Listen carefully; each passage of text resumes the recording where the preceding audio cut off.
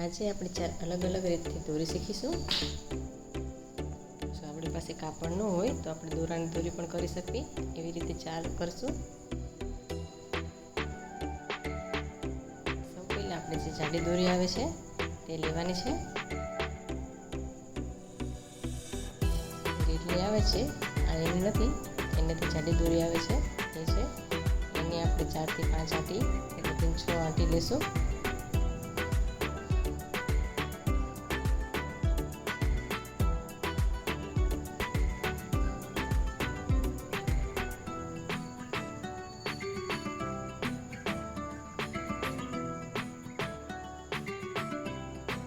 એક જ સાઈડ લઈ લેવાની છે, એક સાઈડ આંટી આપવાની છે આપણે.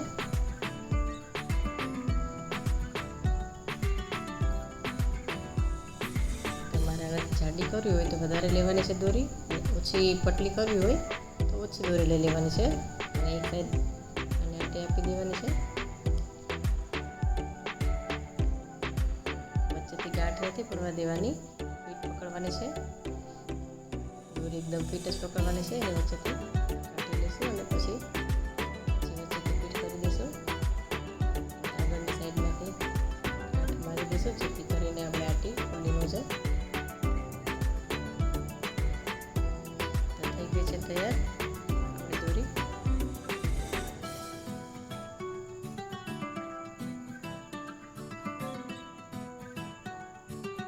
આપણે બીજી રીત શીખીશું. એના માટે આપણે સિલાઈ કરવાની દોરી આવે છે રીલ, એની કરીશું. અને આપણે 20 ઓછામાં ઓછી 20 આંટી લેવાની છે. એથી વધારે તમારે જાડી કરવી હોય તો તમે લઈ શકો છો.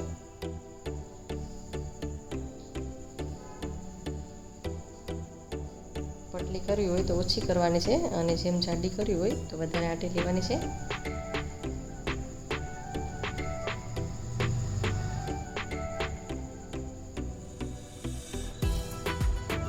આને પણ એ જ રીતે આપણે એક સાઈડ આંટી આપી દેવાની છે.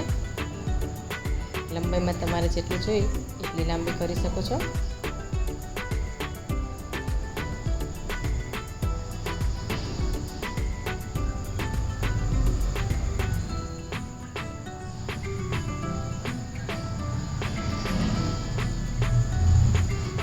જેથી ઢીલી ન પડી જાય તે ખાસ ધ્યાન રાખવાનું છે.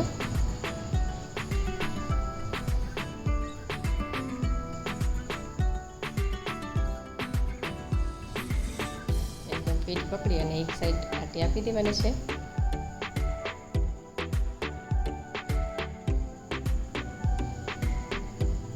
હવે ફીટ જ પકડવાનું છે અને આગળથી આપણે કાઢી દઈશું.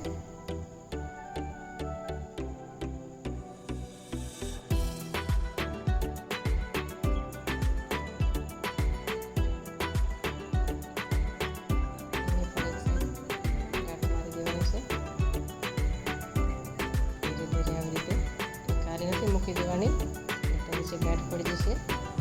ધીરે ધીરે જે સાઈડ આપણે આંટી ચડે છે એ સાઈડ ચડાવી દઈશું, છોડી દઈશું અને આગળથી ગાંઠ પાછી લઈ લઈશું એટલે ખુલ્લી નહીં આપણી દોરી.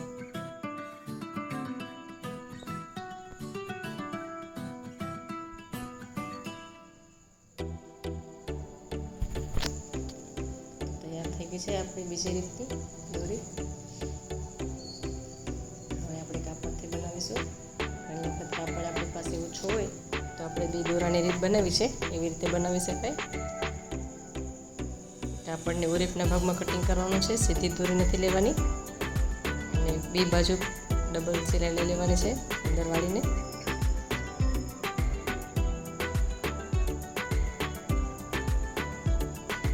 અને પછી એક સાઈડ પાછી આને પણ આંટી આપી દેવાની છે અને એના ઉપર સિલાઈ મારી દેવાની છે.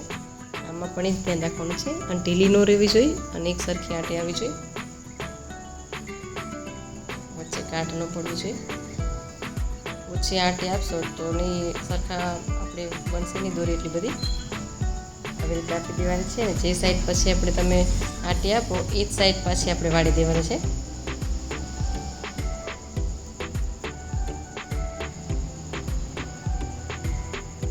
હાથેથી જ વાળવાની છે અને પછી કસી લેવાની છે એટલે આપણે એકદમ સરસ વળિયા પડી જાય.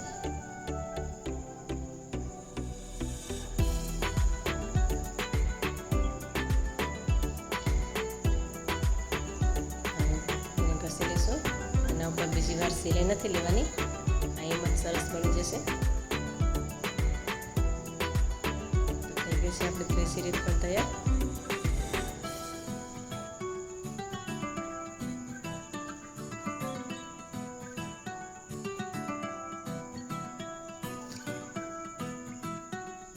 આપણે જે પલટાવીને દોરી બનાવી છે સાદી રીત એ બતાવીશું. એના માટે સૌ પહેલાં આપણે આગળથી રફ સિલાઈ લઈ લેવાની છે અને જે દાંતીની બીજી સાઈડ છે એટલું જ કપડું આપણે અંદર રહેવું જોઈએ, એટલે આપણી એકદમ સરસ પટલી દોરી થશે.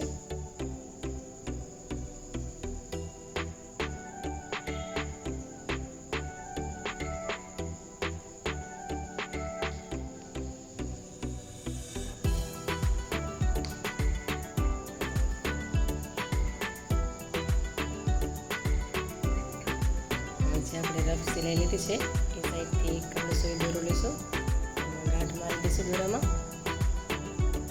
અને વચ્ચેથી જે આપણે રફ સિલાઈ લીધી છે ત્યાંથી સોયને પેક કરી દઈશું દોરા સાથે, વચ્ચેથી નીકળી ન જાય એવી રીતે આપણે દોરો સીધી આંટી વળાંક લઈશું.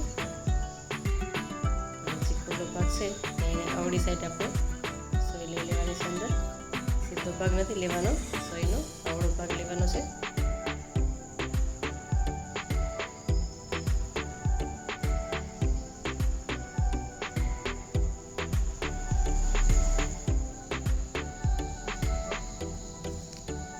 ધીરે ધીરે પલટાવવાની છે, એક સરખી તમે ખેંચી લેશો તો વચ્ચે ગાંઠ પડી જશે, એટલે ધીરે ધીરે આવી રીતે ખેંચી લેવાની છે.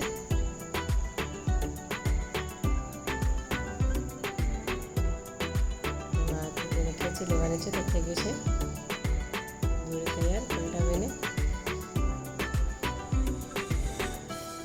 આપણે આજે 4 અલગ અલગ રીત શીખ્યા છે, બે દોરાની છે અને બે કાપડની છે. 4 અલગ અલગ રીતની દોરી તૈયાર થઈ ગઈ છે. હવે તેમાં લટકણ કરી દઈશું.